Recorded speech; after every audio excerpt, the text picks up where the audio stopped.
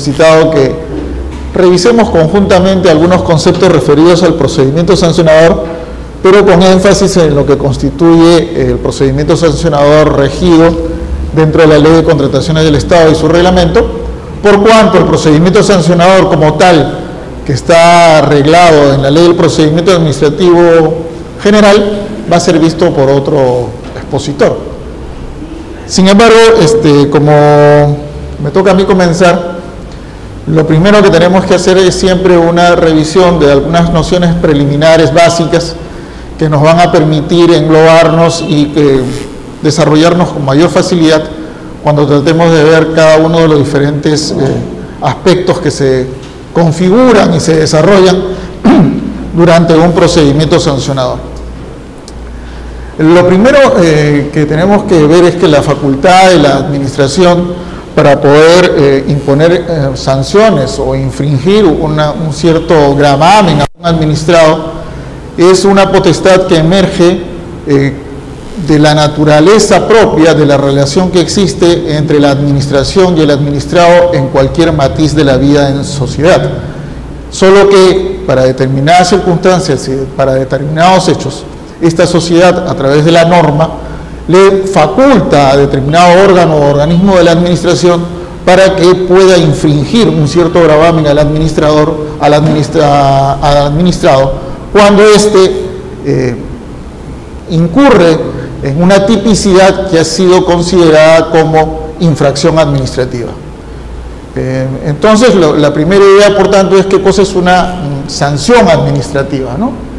Y entonces, lo primero que podemos ver ahí es que es la sanción administrativa es, en principio, un acto administrativo. Es una determinada clase de acto administrativo. Por tanto, si es un acto administrativo, goza de todas las particularidades de todo acto administrativo, ¿no? Debe ser fundado, debe ser con una parte considerativa clara y específica, y también, como consecuencia de ser un acto administrativo, el administrado tiene derecho a impugnarlo. Esas son parte de las garantías propias de esta relación administrado-administración cuando se produce una sanción administrativa. La finalidad, que la habíamos expresado hace algunos segundos, es que la administración infrinja al administrado, le haga caer sobre el administrado algún tipo de mal, utilizando la frase mal o la palabra mal en el sentido más amplio, un cierto agravio, un cierto gravamen, una cierta carga, ¿no? Que sea la natural consecuencia arreglada a través de la norma ante la ejecución de una conducta tipificada por la ley como una infracción administrativa.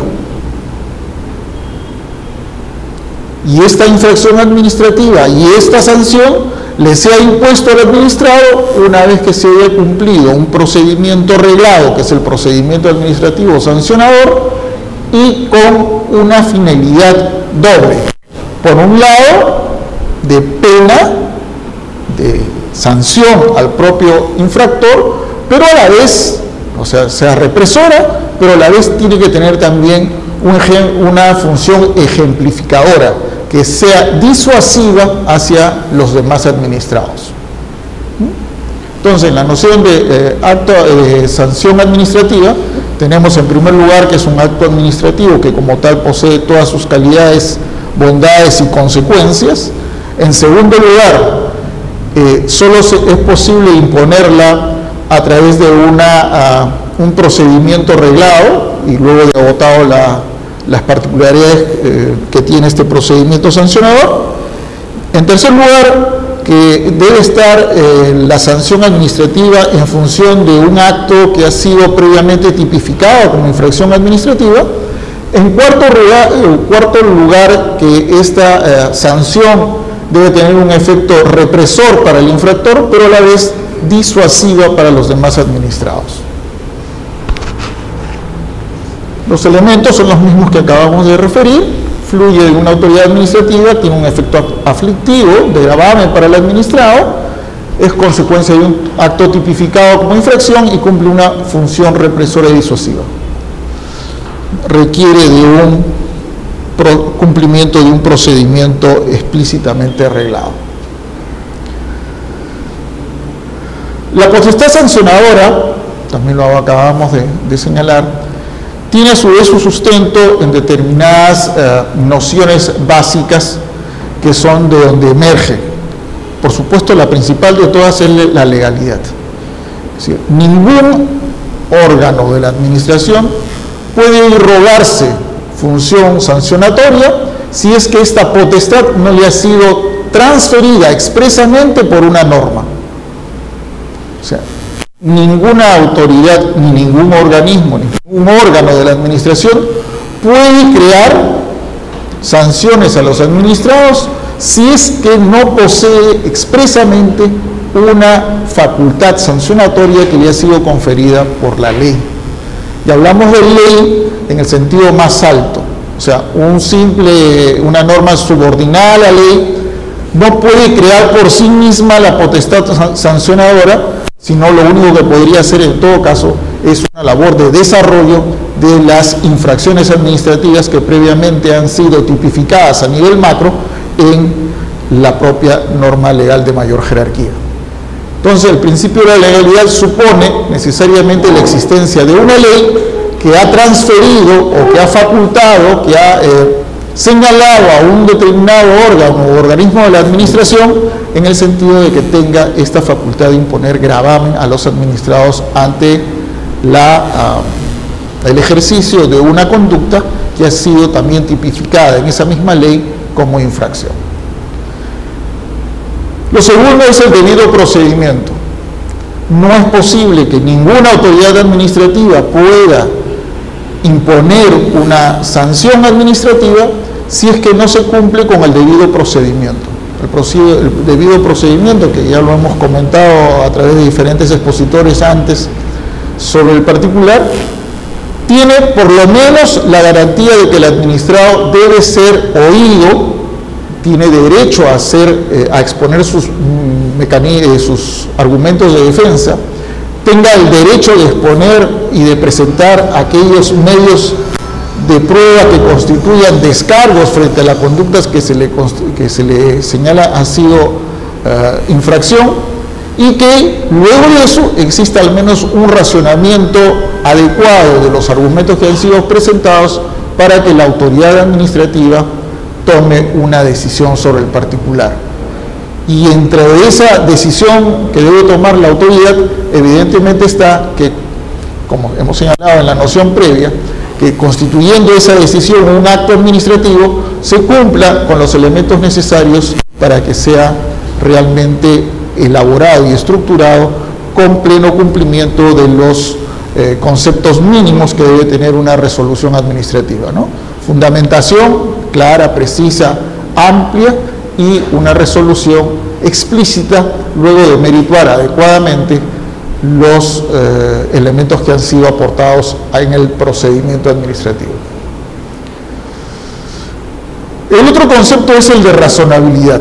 Y el concepto de razonabilidad está vinculado a que la sanción que se imponga debe tener siempre una interpretación, una medición que resulte para el administrado, que la sanción no resulte para el administrado más favorable que incumplir la norma, ¿no es cierto?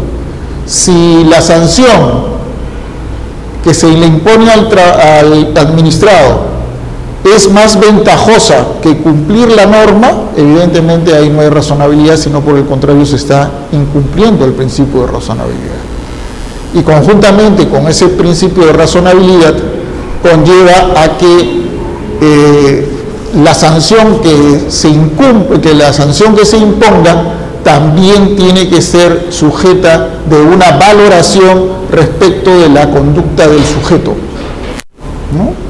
Si bien en la sanción administrativa existe una apreciación objetiva de la conducta referida a su tipicidad, y se dice la infracción existe por sí misma, basta que se cumpla el supuesto descrito en la norma legal para constituir el tipo, Lo que sí se puede señalar también es que en el momento de aplicar la sanción o de decidir la sanción que se le tiene que imponer al administrado, debe valorarse cuáles son las circunstancias específicas que este agente administrado ha efectuado en el momento mismo, en la circunstancia de tiempo, lugar y modo, por lo menos, para que se produzca la infracción.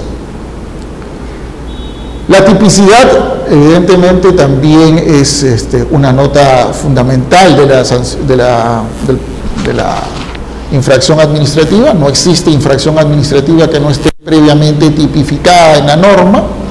La tipicidad es restringida, la interpretación de lo que es infracción, de lo que no es infracción, no permite una aplicación extensiva de los conceptos que la descripción de la infracción tiene dentro de la ley. No puedo yo entender utilizando criterios de sinónimos o de criterios de ampliar los conceptos que están establecidos como tipo para poder incorporar dentro de ese propio tipo otras conductas que no son exactamente las descritas por la norma que fundamenta la infracción. No está, por tanto, permitida ni la extensión, la interpretación extensiva, ni la analogía, ¿no es cierto? Porque evidentemente eso es trastocar uno de los pilares de la potestad sancionadora, que es la tipicidad. En cuanto a la tipicidad, como hemos señalado hace poco también, la tipicidad debe estar establecida en la ley. Quienes tenemos algún tiempo en este tema, recordarán que las primeras normativas sobre contrataciones del Estado, las infracciones administrativas estaban señaladas en el reglamento de la ley. Y eso fue motivo de que se entablara muchas veces ante el propio Tribunal de Contrataciones y Adquisiciones del Estado de aquel momento un cuestionamiento a la posibilidad de que se pueda aplicar sanciones administrativas. Algunos administrados llevaron este tema al Poder Judicial, pero ahí por supuesto se fueron perdiendo en la litis procesal, pero lo cierto del caso es que el argumento era de que la infracción estaba en una norma subalterna y no era una norma legal de la mayor jerarquía. Eso, ya en las dos últimas normas, la modificación de la 26850 y ahora en el decreto legislativo 1017, está totalmente superado. El otro principio es el de la irretroactividad.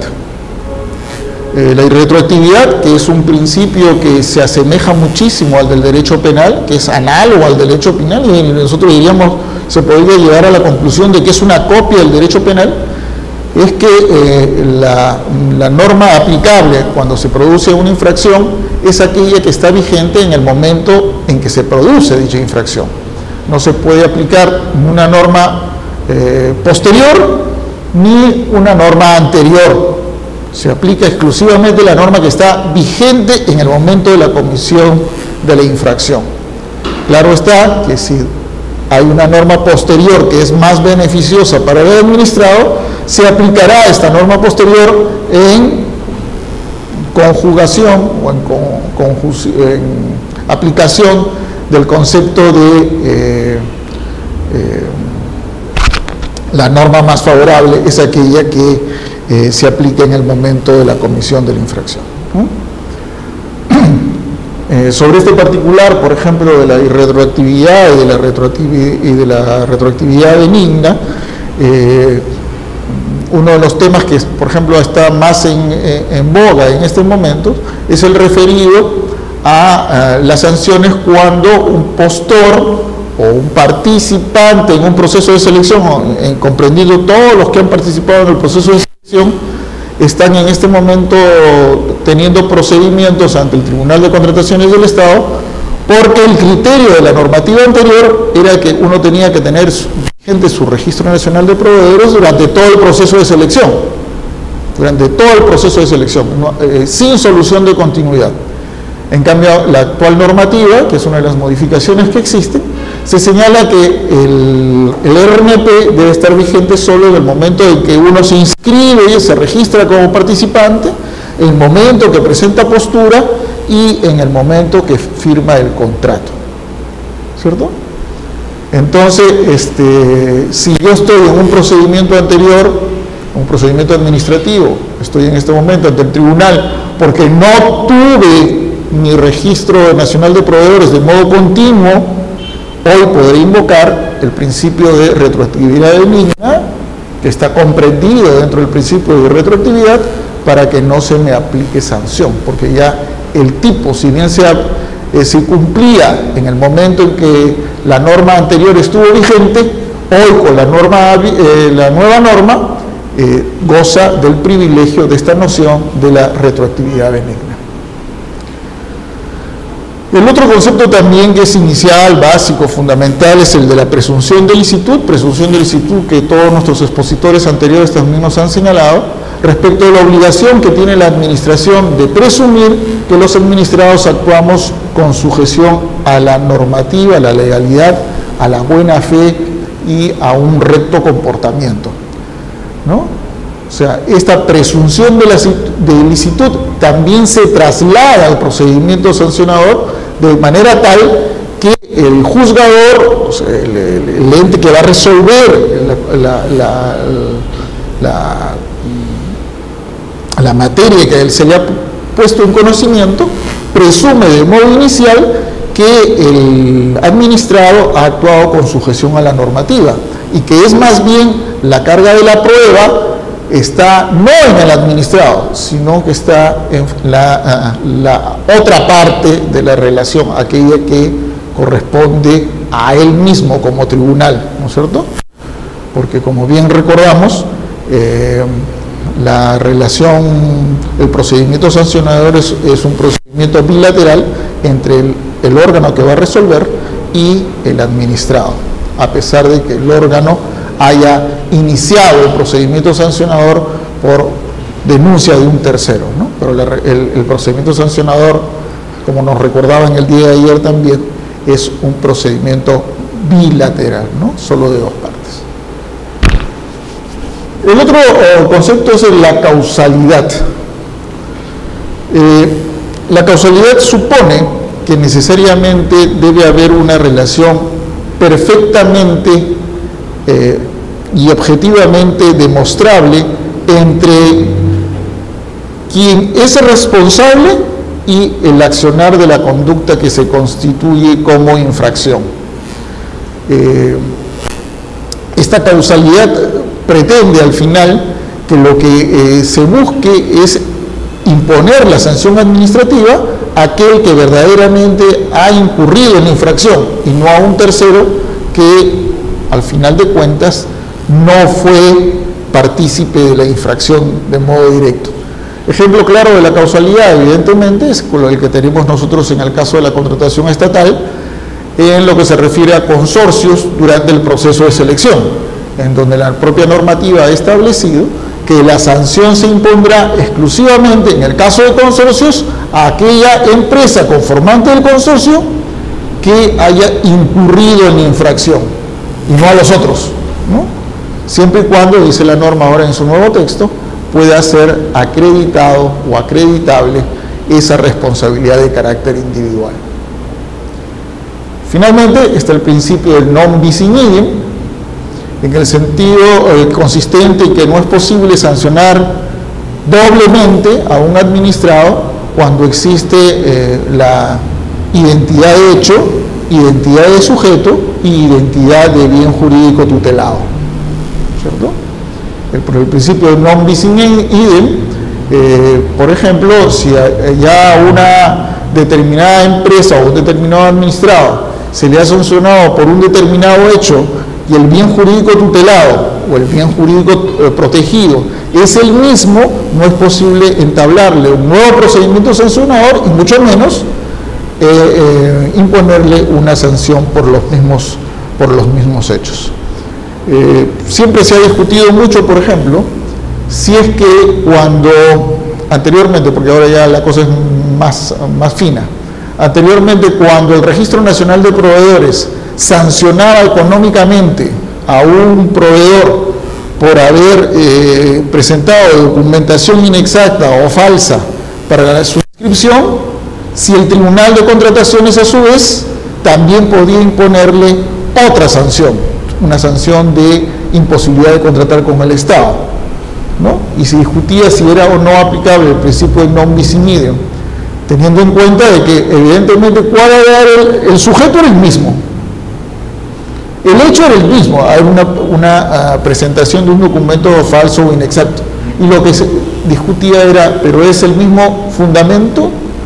En ambos casos lo que se pretende es el tutelar, es el mismo bien jurídico, o qué es lo que, o hay un distingo entre ellos, y según sea el temperamento que se adoptaba, dependiendo de cada circunstancia, se aplicaba o se dejaba de aplicar este principio de non bis in idem, ¿no?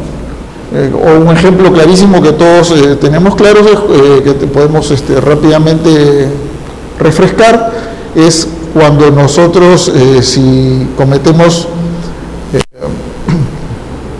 si manejamos, por ejemplo, sin brevete, sin licencia de conducir. Si manejamos sin licencia de conducir, ¿cuál es la infracción?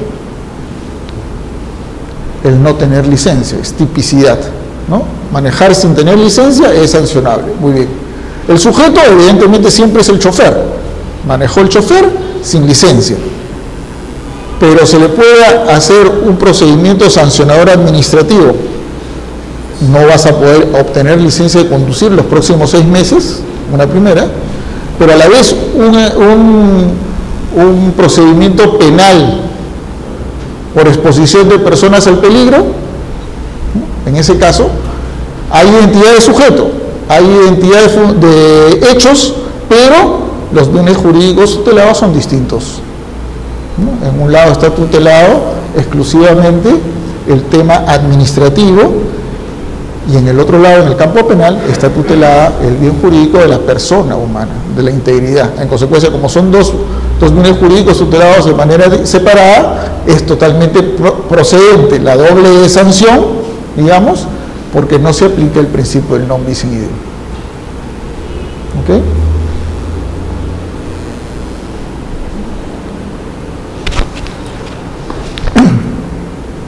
Bien, sí. Antes, sí. ¿Usted tiene específica causalidad en el caso en que ahora, cuando en un consorcio se documentos falsos, ¿no?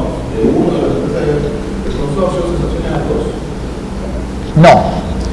La norma, que lo vamos a ver luego, la norma sigue manteniendo el criterio que cuando se presentan documentos o se comete una infracción por un consorcio que es postor, ¿no es cierto?, se mantiene el criterio de que la sanción debe recaer en la empresa o persona conformante del consorcio que ha incurrido en infracción. Pero le han agregado en esta nueva redacción siempre y cuando ello sea individualizable. Cuando de los alcances del consorcio sea o de los hechos que se demuestren, sea factible individualizar al responsable. Si no se puede individualizar al responsable, esa es la pregunta, ¿no es cierto? Si no se puede individualizar al responsable, tendría que irse a una responsabilidad solidaria, ¿no? Y tendría que imponerse la sanción a todos. Lo que no puede hacer la administración es no imponer sanción.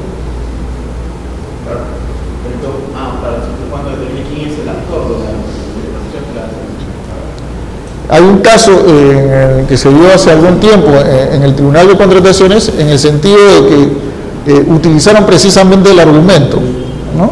Los 3 consorciados se responsabilizaron por la totalidad de los documentos que se habían presentado, una especie de haciendo causa común, y el tribunal en esa resolución optó por sancionar a los 3. Porque ninguno de ellos individualizó ni favoreció tampoco al tribunal para poder señalar con exactitud cuál era el responsable directo.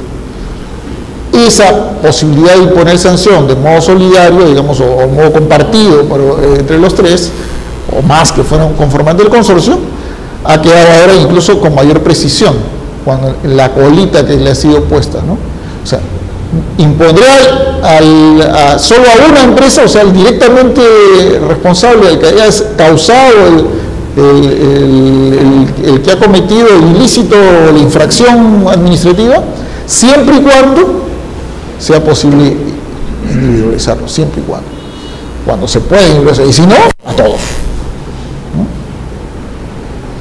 ¿No? Muy bien.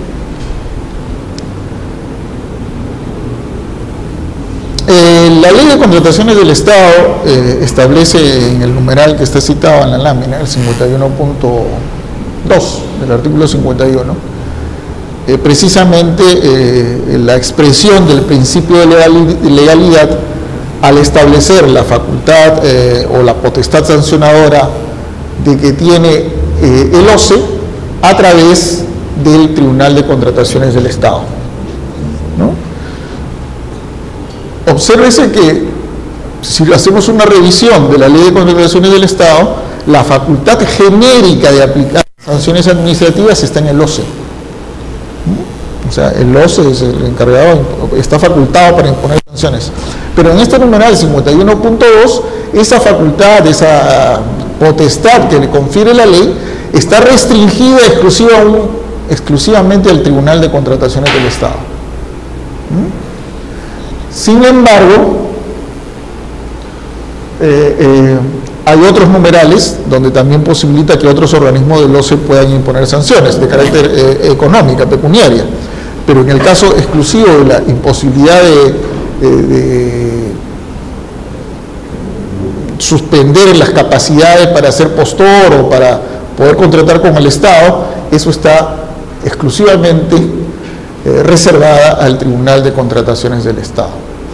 Ahora, ¿a quiénes pueden imponer sanciones? La norma también es explícita en señalar, tanto que a los proveedores participantes, postores, contratistas y recientemente, como también vamos a comentar, a los árbitros, ¿no? Y a los expertos independientes. Los expertos independientes y a los árbitros. ¿En qué caso los árbitros? Ahora lo vemos, a ver. A ver. ¿Cuáles son los tipos de sanción que puede imponer el tribunal? Bueno, el tribunal puede poner básicamente dos tipos de sanción. Una que son de inhabilitación, que puede ser temporal o definitiva, y unas sanciones de carácter económica. La imposición de sanción temporal, dice la norma que en ningún caso menor de 6 meses ni mayor de 3 años, y la definitiva, cuando en un periodo de 4 años el mismo administrado ha acumulado una sumatoria de sanciones que superen los 36 meses, ¿no? Que tengan 36 meses o más. En ese caso es una inhabilitación definitiva. Económica se considera como sanción económica aquellas que el tribunal también efectúa, consistente en la ejecución de las fianzas que se presentan como garantía en los recursos de apelación cuando estos son declarados infundados, improcedentes o se produce el desistimiento de la parte. Estas inhabilitaciones, obviamente, como está marcado, aunque creo que de manera ya innecesaria, es para poder participar, contratar con el Estado, ¿no? Participar en proceso de selección y contratar con el Estado. Una de las novedades de la ley 29873, que está vigente desde el 20 de septiembre del año pasado, es que han agravado las sanciones para todo aquello que se ha considerado y se sigue considerando como la infracción administrativa de mayor gravedad. Y la infracción administrativa de mayor gravedad, que a su vez es la infracción administrativa más común, es la consistente en la presentación de documentos falsos o información inexacta.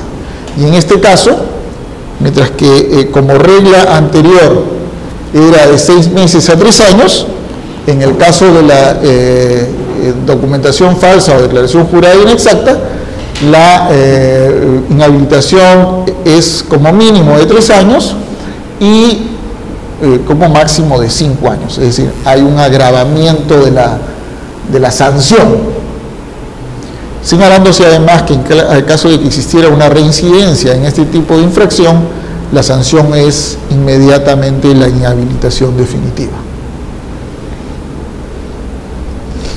Regla general es que cuando concurren más de una infracción, se aplica la sanción que sea mayor.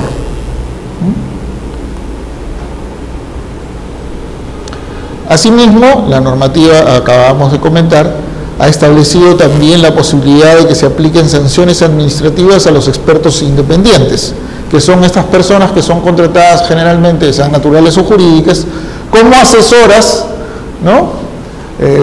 Partícipes en un comité especial. En este caso, si son partícipes del comité especial, a pesar de no formar parte de la estructura orgánica de la entidad, pero sí forman parte del comité especial, también son pasibles de ser sancionados por el Tribunal de Contrataciones del Estado.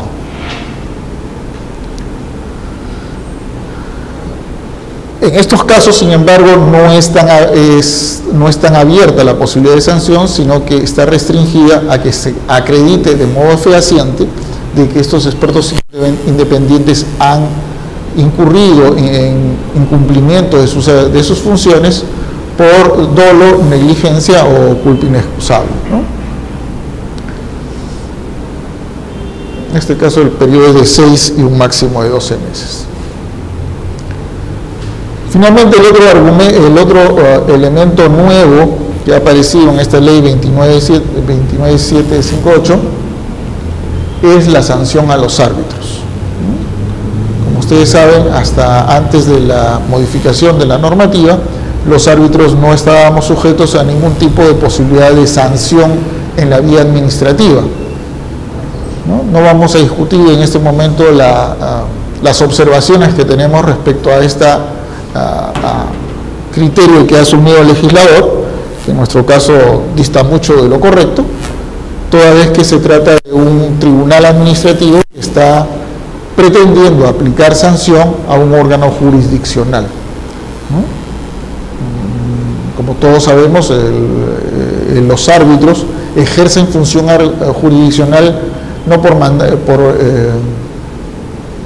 por desarrollo propio, sino que por mandato constitucional se ha señalado que existe una jurisdicción arbitral. En consecuencia, la gran pregunta, y que no tampoco han podido desarrollar ninguno de los defensores de los cambios legislativos, es cómo un órgano administrativo, como el Tribunal de Contrataciones, puede aplicar una sanción a un órgano jurisdiccional, ¿no? Bueno, ¿en qué casos se puede establecer esta sanción de suspensión temporal o inhabilitación permanente a los árbitros?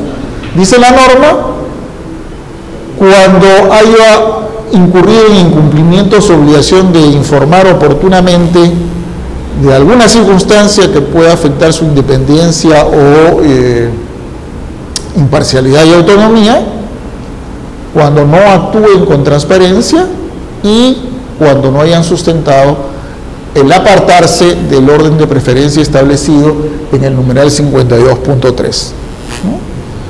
Estos son los casos en que el tribunal ha quedado habilitado para poder imponer una sanción administrativa a los árbitros en que puedan incurrir en alguna de estas circunstancias, ¿no? Lo desarrollaremos un poco más algo adelante. La primera, que es la más importante tal vez, aunque los tres casos son importantes, se señala que la sanción procederá cuando un árbitro no declare de modo oportuno aquellas circunstancias que puedan perturbar su independencia e imparcialidad. Sin embargo, la norma se ha encargado de señalar que esa sanción procederá si la recusación es fundada, es declarada fundada. Hasta ahí podría haber pasado. Sin embargo, la norma, en otro que constituye otro de sus grandes excesos y que rompe con la teoría del arbitraje, ha establecido que también si el árbitro renuncia, por ejemplo, y se produce sustracción de la materia, ¿no? Cuando en toda la legislación del mundo no hay ningún tipo de consecuencia una vez que un árbitro se excluye del arbitraje, en este caso, en el caso peruano, el Tribunal de Contrataciones de todos modos tendrá que estudiar el comportamiento que se ha desarrollado y que ha motivado la renuncia del árbitro. Y aun cuando no exista pronunciamiento sobre el fondo de la recusación por renuncia del árbitro, o no se haya presentado recusación dentro del plazo establecido, este tribunal mantiene la posibilidad de sancionar. Obsérvense los dos excesos de la norma. En primer lugar, no es que haya sido fundada la recusación, es decir, no es que haya habido razones reales y certeras comprobadas que afecten la independencia o la imparcialidad del árbitro, sino que el árbitro se ha excluido, ¿no? Y entonces no hay pronunciamiento del órgano que decide la recusación sobre el fondo, porque no puede pronunciarse. Las normas generales de arbitraje a nivel peruano, el decreto legislativo 1071 y las normas a nivel internacional establecen que la renuncia del árbitro no implica, y lo dice expresamente, ni la aceptación de los argumentos de la parte recusante, no implica la aceptación de los argumentos de la parte recusante, sino que simplemente el árbitro, por los criterios que quiera, probablemente las más de las veces por decoro, se aparta del arbitraje. Pues bien, esa teoría a nivel internacional y a nivel local, incluso aceptada, es rota en materia de arbitraje de la Ley de Contrataciones del Estado, y se señala, bueno, dice, aun cuando el árbitro renuncie y aun cuando no haya pronunciamiento del fondo sobre la materia objeto de recusación, el tribunal tendrá que evaluar ese comportamiento y pronunciarse. Y el segundo caso, que es también igual, y de repente es muchísimo más grave, es que cuando no se ha presentado recusación en el plazo legal establecido, que generalmente son los 5 días desde el momento en que uno toma conocimiento de aquel hecho que puede ser causa de perturbación de la independencia o autonomía del árbitro, a pesar de que no se ha presentado la recusación, quiere decir que en cualquier momento alguien podrá denunciar al tribunal a determinado árbitro, el tribunal tendrá que pronunciarse respecto de dicha denuncia, ¿no es cierto?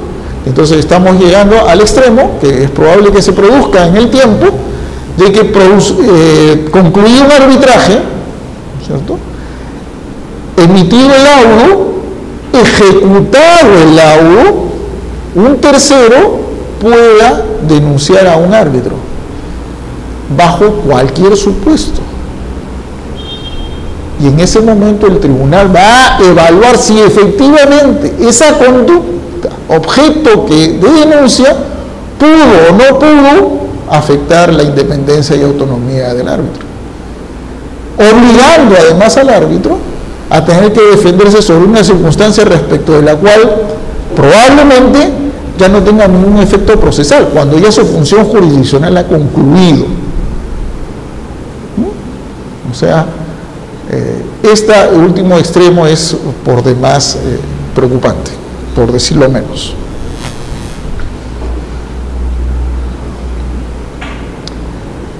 La otra causa que motiva también la sanción a los árbitros por el Tribunal de Contrataciones del Estado, o al menos de su encauzamiento ante el Tribunal de Contrataciones del Estado, es cuando el árbitro o los árbitros de un determinado tribunal no cumplan con informar a OCE respecto del estado en que se encuentran, pero no cumplan con registrar en el EACE el laudo emitido, que es un tema estrictamente administrativo, o no cumplan con informar al OCE sobre el estado del proceso arbitral en la oportunidad en que se le requiera. Y acá tenemos dos causas también que merecen por lo menos reflexión crítica. La primera, No registrar en el SEACE el laudo emitido puede ser considerado como una falta de transparencia. En todo caso, para eso existen las entidades del Estado, que es una parte de la relación arbitral que tranquilamente podría haberse señalado, así como se le señala la obligación de registrar en el SEACE los árbitros que son conformantes de cada tribunal arbitral, así también pudo establecerse esa obligación a las entidades estatales para que cuelguen en el SEACE los laudos que les son notificados, ¿no es cierto? Sin embargo, en este caso no. Se señala que si el árbitro, en este caso está en la persona además del presidente del tribunal, o los árbitros conformantes del tribunal, no cumplen con notificar el laudo a través del SEACE, a pesar de que ya las partes tienen conocimiento del laudo, a pesar de que el laudo se está ejecutando, probablemente este árbitro o estos árbitros son pasibles de ser instruidos a través del Tribunal de Contrataciones del Estado. Sí. En este caso, ¿quién tiene la obligación de registrar? ¿El presidente? El presidente. ¿Por qué van a sancionar los árbitros? Porque es una disposición colegiada, ¿no? El tribunal arbitral. Se entiende que si bien no hay que olvidarse que el presidente de un tribunal arbitral es un igual entre pares, ¿no? No es que tiene un mérito especial como ser presidente, ¿no? A excepción de la carga generalmente de hacer el laudo, pero fuera de eso, ¿no? Y lo segundo, que también merece una reflexión crítica, es que ha establecido la posibilidad de sanción a los árbitros cuando estos no informen al OCE sobre el estado del proceso arbitral en la oportunidad que así se lo requiera. La pregunta es, ¿cómo queda la garantía que ha sido establecida por el Tribunal Constitucional en diferentes pronunciamientos, pero más recientemente en el caso María Julia, cuando se señala que los árbitros no están sujetos a ningún tipo de intromisión administrativa ni jurisdiccional? La pregunta es si el OCE, por mucho que sea el organismo regulador del sistema de contratación estatal, cuando pregunta, está o no está perturbando la función arbitral, ¿cierto? Porque bajo este criterio se rompe el criterio de reserva que tiene un arbitraje cuando OCE, por ejemplo, le pregunta: ¿puede usted indicarme si la etapa probatoria ha concluido? ¿Por qué se demora tanto la etapa probatoria? Este arbitraje comenzó en tal fecha. ¿Me puede explicar por qué causa hasta el momento no se ha emitido el laudo? ¿Son o no son esas manifestaciones perturbaciones de la función arbitral? Y yo creo que sí. Pero, en fin, esta es una reflexión crítica que seguramente con el tiempo irá decantando, ¿no? Estos son los elementos, las tipicidades, diríamos así, que la norma nueva, la 29873, ha establecido como posibilidad de sanción a los árbitros. Finalmente, en este caso de la sanción a los árbitros, está la infracción potencial, que es, pero sí la tipicidad, en el sentido de que si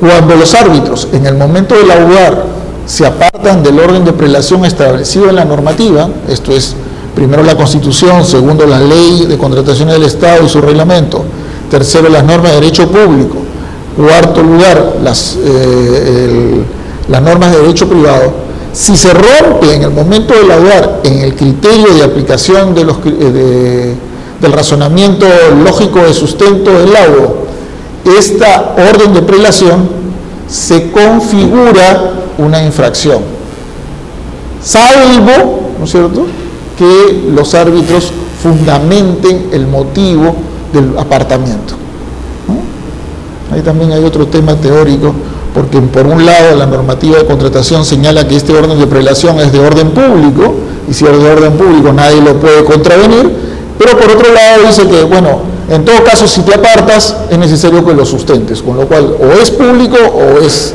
de libre determinación de los árbitros. Ahora, ¿en qué momento se configura la infracción? Porque no basta que diga que la tipicidad es el apartamiento del orden de prelación, sino que debió establecerse en qué momento se comete la infracción.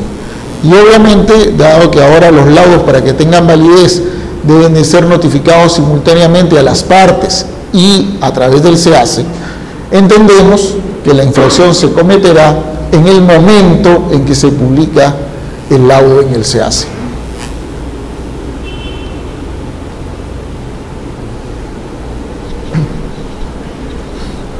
Esto que hemos visto hasta el momento son los, digamos, el gran marco de infracciones. Ahora iremos viendo cada una de las mismas con un pequeñín más de detenimiento.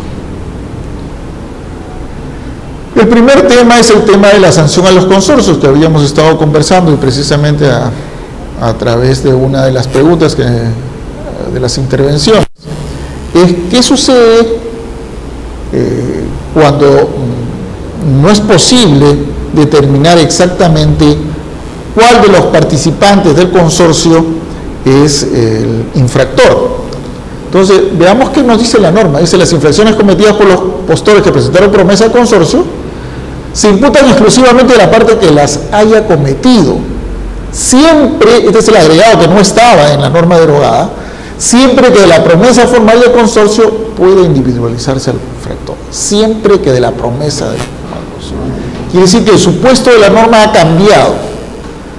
Anteriormente el supuesto de la norma era: la infracción debe tener un nexo de causalidad y en consecuencia solamente voy a imponer sanción al infractor, el nexo de causalidad plenamente establecido. En cambio ahora no, ahora el supuesto de la norma es: en el consorcio, si existe una infracción, la comete el consorcio, salvo, ha cambiado la lógica, salvo que de la promesa del consorcio pueda individualizarse al infractor.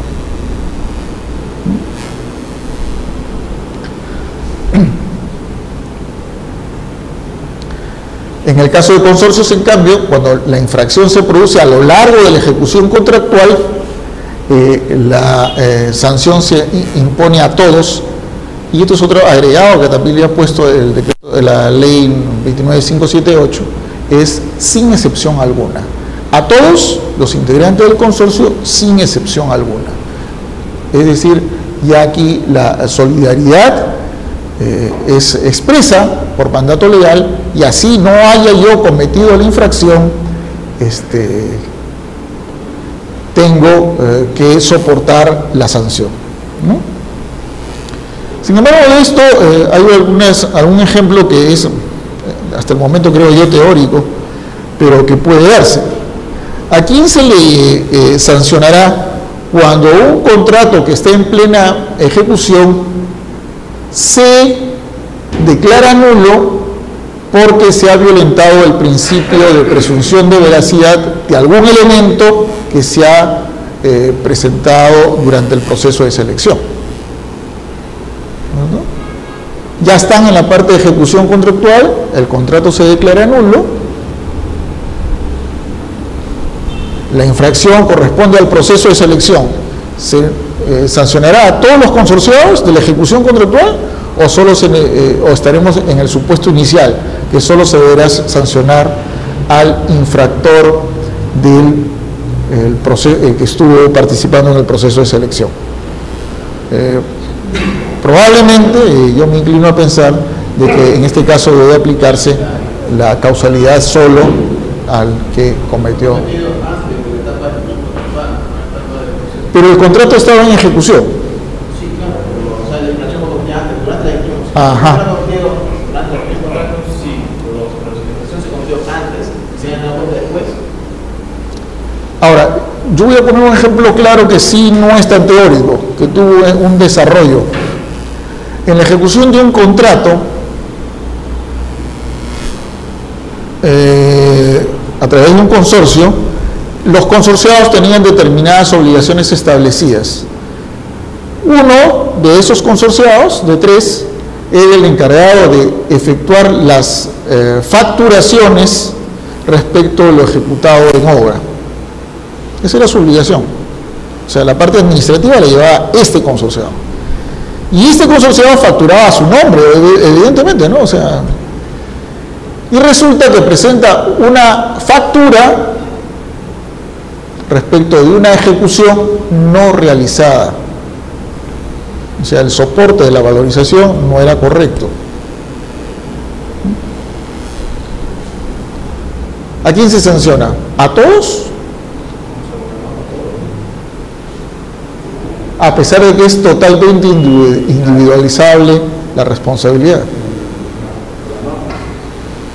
Hay ahí también un criterio. Se afecta el principio de causalidad. A pesar de la afectación del principio de causalidad, la norma está estableciendo un criterio uniforme para todos, ¿no? O sea, hay excepciones que la propia disposición legal ha señalado.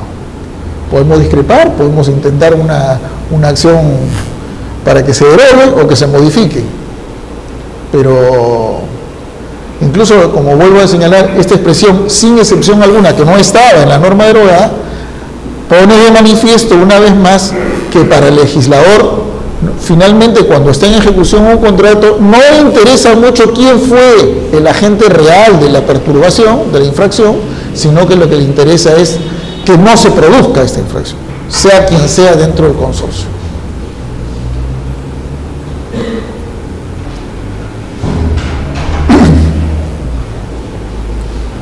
Otro de los temas que está vinculado, evidentemente, que es al procedimiento sancionador, es cuando prescriben las infracciones cometidas. En términos generales, y esto se mantiene casi desde el principio de los tiempos de la Ley de Contrataciones del Estado, las infracciones prescriben a los 3 años de cometidas, salvo, como acabamos de ver hace unos segundos, las referidas a documentación falsa o información inexacta, que prescriben a los 5 años. Y la de los árbitros de 2 años. Obsérvese, y esto es bien sui generis, por llamarlo de alguna forma. Todas las infracciones, a excepción de documentación falsa e inexacta, prescriben a los 3 años de cometida la infracción. Documentación falsa y declaración jurada inexacta o documentación inexacta, a los 5 años. Y a los árbitros, 2 años. Dice, 2 años, ¿en qué casos? Si no informa oportunamente respecto a alguna circunstancia que pueda perturbar mi independencia y imparcialidad y autonomía, dice, los 2 años se computan a partir de que se declara fundada la recusación, desde que se admite la renuncia del árbitro o del vencimiento del plazo para presentar recusación contra el árbitro.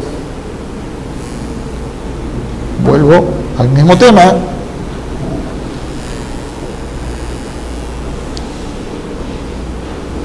La recusación por algún argumento o por una circunstancia que pueda perturbar la independencia y autonomía de los árbitros, cuanto más pase el tiempo, es menos posible que sea oculta para las partes. ¿Cierto? Y entonces, ¿qué es lo que puede suceder aquí? Y esto es digamos, un ejemplo,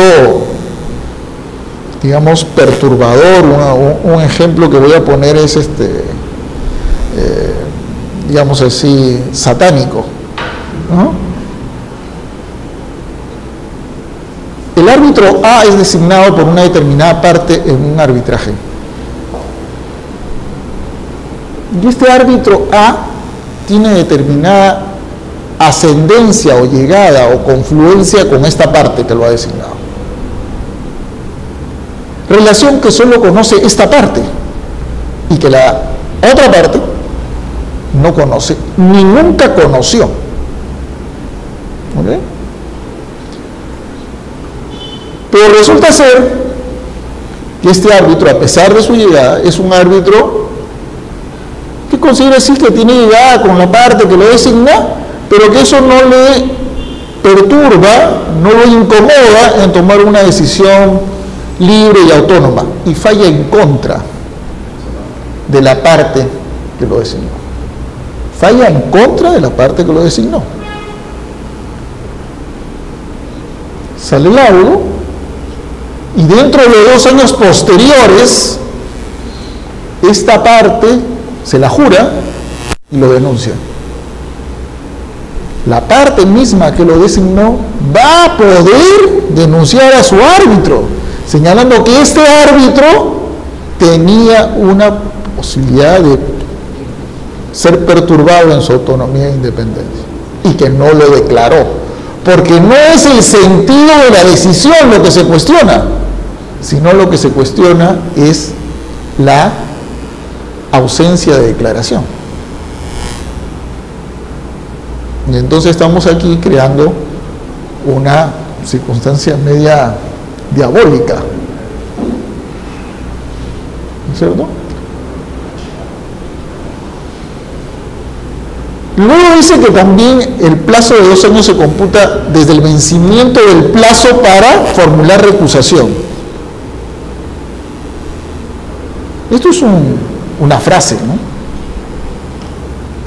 Porque no hay forma de poder establecer con precisión si es que efectivamente la parte que ahora denuncia fue o no fue, o tenía o no tenía conocimiento de la causa de recusación.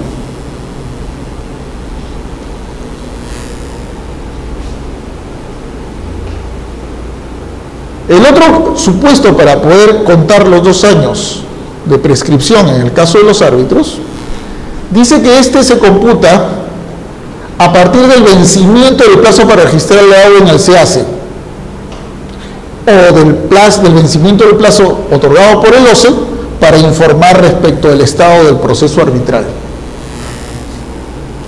Volvemos al mismo caso. Si un árbitro se negara a darle información amparado en el artículo correspondiente de la ley de arbitraje y de la doctrina arbitral internacional, igual puede ser señores OCE, no les voy a informar porque eso es una perturbación a mi función arbitral. El Tribunal Constitucional en los diferentes casos y en el último, el de María Julio, ha establecido que mi función arbitral no puede tener ningún tipo de perturbación de autoridad administrativa e incluso judicial. Bueno, usted perturba como autoridad administrativa. Lo van a instruir, lo van a cometer ahí dentro del procedimiento sancionador ante el tribunal. Y en los 2 años, en el caso de apartarse del orden de prelación, se computan desde el momento en que el laudo es colgado en el SEACE.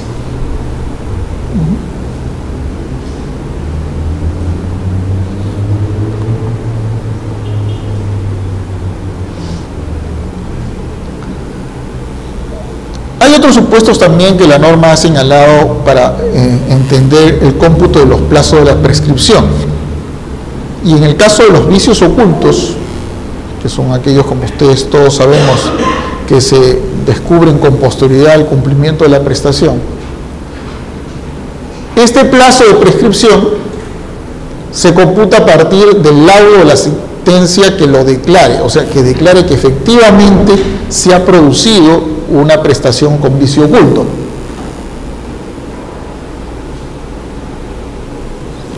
¿Qué suspende el plazo de prescripción? Suspende el plazo de prescripción al inicio del procedimiento sancionador. Si se inicia el procedimiento sancionador, el plazo de prescripción se suspende. Y cuando existe un proceso judicial o arbitral, en tanto este dura, siempre y cuando, en el caso del procedimiento sancionador, se instale el tribunal arbitral y se retoma el plazo de prescripción si es que el tribunal no se pronuncia dentro de los 3 meses posteriores de iniciado. ¿Ok?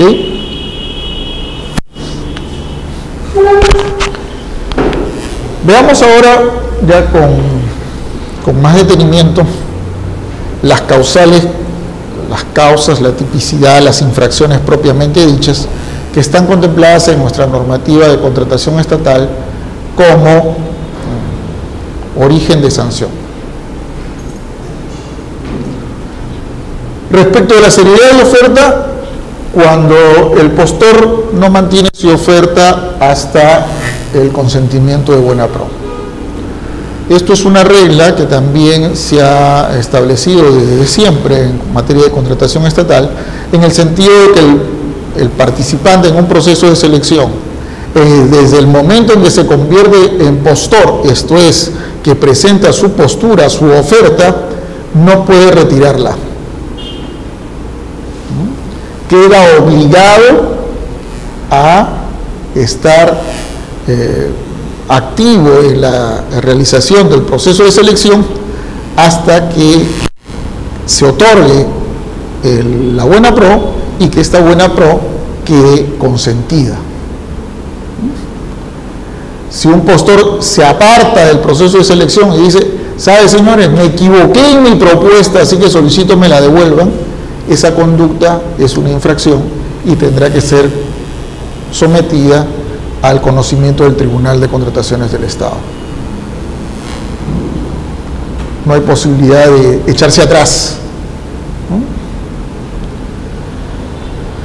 Si esta es la conducta de infracción sancionable en el caso de un postor que simplemente está participando, si quien quiere apartarse es el ganador de la buena pro, bueno, esta infracción se magnifica, ¿no? Y en tal sentido, si no se mantiene la oferta hasta la firma del contrato, también es una conducta que constituye infracción administrativa y por ende sancionable. La siguiente sí tiene varios matices, y es cuando dice no suscribir injustificadamente el contrato. Y aquí el hecho sí supone que existe la posibilidad de que pese a que se produzca la tipicidad en términos genéricos, el hecho concreto de no firma, el infractor o el posible infractor puede acreditar que la no suscripción del contrato no es que sea debido a causa propia, sino a causa ajena, o a una circunstancia no posible de solucionar o una causa que no es atribuible a su parte. La expresión injustificadamente también obliga por ende al Tribunal de Contrataciones a valorar los argumentos de defensa del potencial infractor. Se han visto determinados casos de disminución de sanción cuando no se ha firmado un contrato. Por ejemplo, hubo un caso específico donde el tribunal disminuyó la sanción hasta por debajo del mínimo cuando el denunciado, el potencial sancionado, el potencial infractor, acreditó que la no concurrencia de todos los elementos documentarios que eran obligatorios presentar se debían a causa de terceros. Antes, ahora ya no, pero antes sí, por ejemplo, para suscribir el contrato se solicitaba que se presentaba la licencia de funcionamiento. Entonces podría decir, yo he tramitado mi licencia de funcionamiento con la anticipación debida y la municipalidad no me la entrega. ¿Por qué? Porque estoy en huelga hace 4 meses. Entonces, evidentemente, no suscribió el contrato, pero no es por causa atribuible de su parte.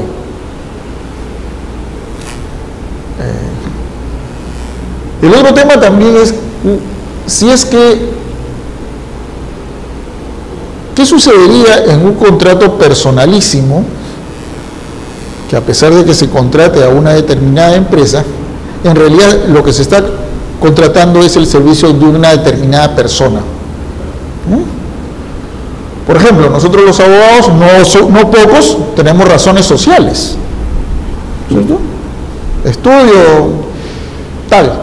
¿Quién es el estudio? Nosotros mismos, solitos. De repente que algunos asistentes, pero el estudio soy yo, ¿cierto? Y resulta ser que no se firma el contrato, ¿por qué? Porque estoy en cama, pues, estoy internado en una clínica. ¿Me van a denunciar? ¿Me van a abrir un procedimiento sancionador? Sí, pero evidentemente no es por causa justificada, sino por causa, ha habido una razón que es totalmente justificada, la que me ha impedido la suscripción del contrato. Yo tuve oportunidad de participar, no me acuerdo si como era vocal en aquel entonces o fue ya después como defensor, en un procedimiento sancionador en la que se contrató a un consorcio y las dos personas eran personas naturales, un proyectista y un ejecutor, porque era para un desarrollo de un concurso oferta, digamos, y no firmaron el contrato y fueron al procedimiento sancionador, y el argumento del procedimiento sancionador fue que el proyectista, tema que fue acreditado con la debida documentación médica correspondiente, era una persona que había sufrido desde hacía varios años de diferentes males cardíacos. Él acreditó que tenía una perturbación cardíaca que por determinados momentos le impedía realizar su actividad física normal, le obligaba a mantenerse en reposo y luego volvía a su actividad normal. Y luego, justo dio que en el momento que tenía que firmar el contrato, le vino esta crisis, digamos, y no se suscribió el contrato, porque esta persona no podía ejecutarlo. Y este consorcio le comunicó el hecho a la entidad y le dijo, mira, no voy a firmar el contrato porque tengo este impedimento. Pero igual fue el procedimiento sancionador, y el tribunal, en una resolución que para mí me causó sorpresa, señaló que si era una persona que tenía este tipo de circunstancias de carácter físico, no debió haberse comprometido en este tipo de proceso de selección, y lo sancionó. ¿Qué ocurre cuando un participante, un postor, gana la buena prueba y cuando va a tomar el contrato se da cuenta de que se le debe seguridad? ¿Motivo por el cual no puede tomar el contrato? En ese caso está sancionado. Sí, porque es falta de la diligencia ordinaria que debe tener todo contratista. Es falta de la diligencia ordinaria. Anteriormente, uno de los grandes temas que hubo ante el Tribunal de Contrataciones, incluso hubo un acuerdo de sala plena, en el sentido de que cuando la entidad no cumplía con notificar con la anticipación debida para la suscripción del contrato, si no se suscribía el contrato, esa inconducta no era sancionable, ¿no es cierto? Y resoluciones, ¿no? Si no cumplía escrupulosamente la entidad, la carga del procedimiento estaba en la entidad, hacia la entidad. Bueno, en la modificación de la ley lo que han hecho es que ya no hay plazo, ya no hay convocatoria para notificación previa para la suscripción del contrato. Entonces el ganador de la buena pro tiene que revisar sus bases, y en sus bases le van a decir en qué fecha, a los tantos días posteriores, tendrá que suscribir el contrato. Si no existe nada, la norma ha suplido ese vacío de las bases, si fuera el caso, y dice que dentro de los 7 días posteriores al otorgamiento de la buena pro, deberá presentar la papelería correspondiente y dentro de los 3 días posteriores suscribir el contrato, sin necesidad de invitación, sin necesidad de requerimiento previo. Con lo cual, aquello que siempre había liberado a los contratistas ya no existe. Ahora, si no se suscribe porque no llevaste los papeles, vas a ser de todos modos sancionado. Y el otro tema también es no recibir injustificadamente la orden de compra o de servicio. no recibir injustificadamente la orden de compra o de servicio. Nuevamente, aquí está la palabra injustificado, lo que obliga a que el tribunal valore adecuadamente si efectivamente las causas de defensa que arguye el ganador de la buena pro son justificadas o injustificadas. Un tema que es en discusión y que todavía no tengo una solución definitiva, no he visto tampoco una solución definitiva, es cuando a un ganador de la buena pro le envían la orden de compra o de servicios a través de un medio electrónico, ¿no? Se lo pasan por fax o se lo escanean a su correo. Y en las bases no se ha establecido que la orden de compra o de servicios va a ser remitida a través de cualquier medio electrónico o de comunicación a distancia, ¿no? Entonces el ganador de la buena pro dice, oye, no me doy por notificado de la orden de compra o de servicios, y le dice, tú te estás negando a recibir y te denuncio ante el tribunal. Si nosotros vamos a la normativa general, se señala que la utilización de los medios electrónicos de comunicación y de notificación solo son válidos en la medida que el administrado haya admitido la posibilidad de que se utilice este medio. Y si no lo ha admitido, eso no produce efecto de notificación válida. Entonces, en estos casos ha habido diferentes criterios. En algunos casos se ha señalado de que sí debió haber, no es criterio de justificación el que se le haya notificado a través de un medio de fax, por ejemplo, y en otros se ha señalado que efectivamente la ausencia de una aceptación o de una autorización para que sea notificado a través del fax o del correo electrónico sí constituyen elementos de justificación de la no aceptación de la orden de compra de servicios. Este tema todavía sigue en la nebulosa hasta donde yo tengo conocimiento.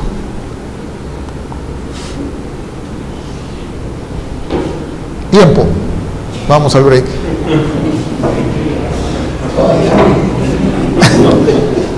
Tiempo.